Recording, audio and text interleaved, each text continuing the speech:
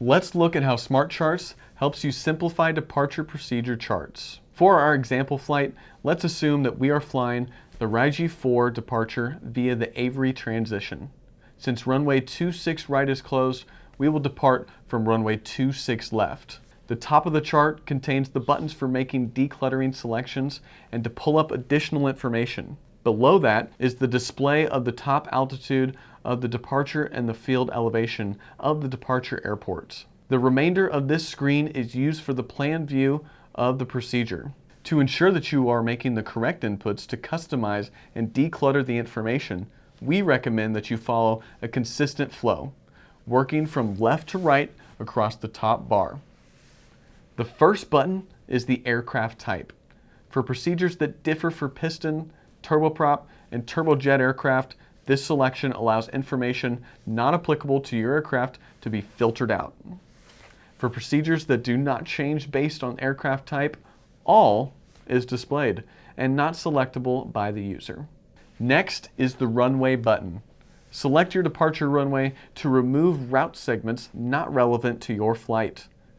If your departure runway is changed later, simply reselect another runway, and this overrides your previous selection. For our scenario, we will select runway 26 left. We then move on to the transition button.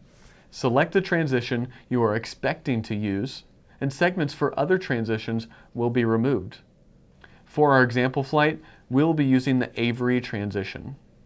The top altitude reminder below these buttons will be updated based on the aircraft type, runway, and transition selected. To the right of the transition button is the details button.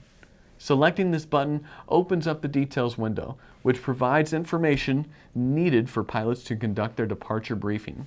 This includes the required equipment and navigation capabilities, relevant comm frequencies, textual description of route and top altitudes, transition altitude, general notes, takeoff minimums, and minimum safe altitude.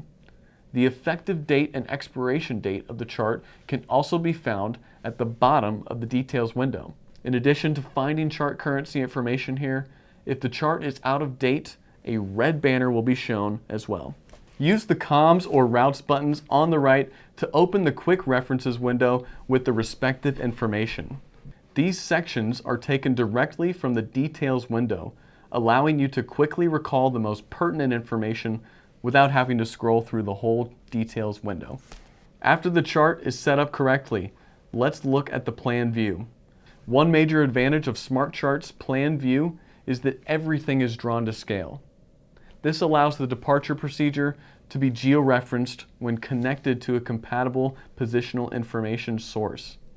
The route segments are provided in a manner similar to conventional charts, where the minimum en route altitude, minimum obstacle clearance altitude, magnetic course, and distance for applicable segments are shown.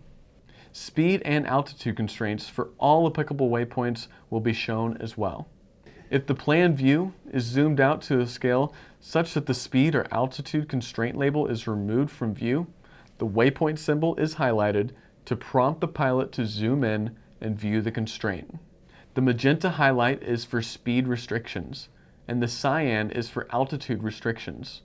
When zooming out, you will also find the minimum safe altitude depicted to scale. You can use the reset button to return this plan view to center and default zoom level, or remove your aircraft type, runway, and transition selections. This can be a convenient way to modify your decluttering selections for situations such as a runway change or getting ready for a different flight. There are also buttons for you to view relevant NOTAMs and to revert to the conventional chart. Finally, you will see this flight plan mismatch caution if the departure procedure you are viewing is not the one specified in your flight plan. We will now switch to our arrival procedure. We will be flying the Blythe 5 arrival for our example flight, expecting runway 30 center at our destination. You will find that the layout of information for an arrival is basically the same as a departure, except that information not applicable to arrival procedures, such as MSA, is not shown. Just like with departure procedures, we will customize the chart by following the selections from left to right. Select the aircraft type, turboprop in this case of our scenario. You can see that the expected crossing altitude for jet aircraft at paint has been removed from view. For this procedure, the transition button is not selectable since there is only one possible transition. Once you know the expected runway, you can make that selection. In this case, we'll select 30 center. Just like the departure charts, the details button gives you additional information to conduct your briefing. Comms and routes quick reference buttons are available as well.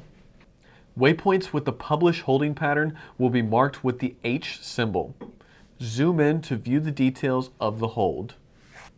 Just like with departures, use the buttons to reset the chart, to view relevant NOTAMs, and to revert to the conventional chart if necessary. Flight plan mismatch will be shown when viewing an arrival different from the one in your flight plan. We hope you see how SmartCharts can help improve your IFR experience. Just remember to use a consistent workflow to make your chart selections, and you will be able to enjoy decluttered charts customized for you.